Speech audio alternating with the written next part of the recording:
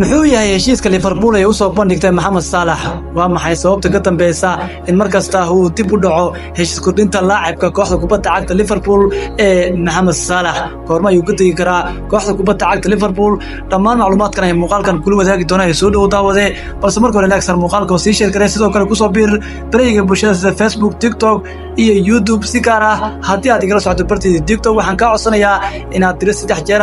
ii daawato calaamadda goob linki maasanid Mohamed Salah waxa uu diyaar u yahay kordhinta qandaraas cusub oo hal sano ah oo ugu sii joogayo kooxda kubadda cagta Liverpool balse waxa uu ka niyad jabsan yahay sida ay kooxda u wajahayso wada hadalka Mohamed Salah waxa uu diyaar u yahay kordhinta qandaraas cusub oo hal sano ah oo ugu sii joogayo kooxda kubadda cagta Liverpool balse waxa uu ka niyad jabsan yahay sida ay kooxda u wajahayso wada hadalka لاعب كوحدة ليفربول محمد صلاح ayaa aqbali lahaa qandaraas hal sano ah oo cusub si uu ugu sii ciyaaro kooxda Liverpool balse waxa uu si weyn uga niyad jabsan yahay sida ay kooxdu la dacaalayso wada hadalka heshiiska wariyaanka kooxda kubadda cagta Liverpool ayaa wali sugaya in Liverpool ay cadeyso mowqifkeeda ku aadan muddada iyo shuruudaha heshiis kasta oo suuragal ah iyadoo kooxo waaweyn oo Yurub ah ay daneynayaan inay si xor ah kula wareegaan Salah dhamaadka ciyaareedkan لاعبka qaranka Masar wali ma uusan leegalin wax wada hadal ah koox kale maadaama uu qandaraaskiisu uusan u ogolaanaynin laakiin taasi way isbedeli doontaa laga bilaabo kooda bisha Janaayo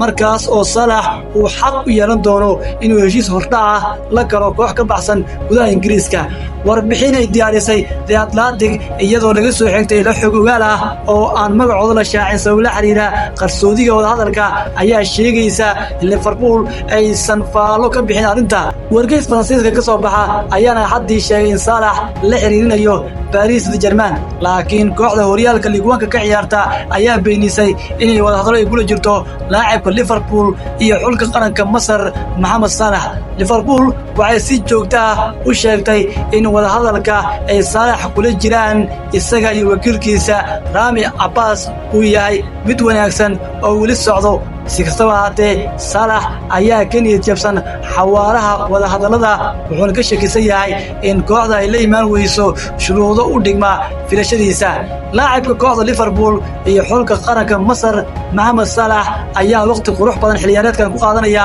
garoonka Anfield oo ay ku ciyaarto kooxda kubadda cagta Liverpool isagoo kooxdiisa Liverpool siiyay 12 gool 13 kulan oo xiliyaareedkan ay ka ciyaartay horyaalka waddanka Ingiriiska ee Premier League waana laacibka labaad ee ugu goolasha badan horyaalka Premier League xiliyaareedkan 2024-25 kaliya waxaa ka gool badan wariyaanka kooxda Manchester City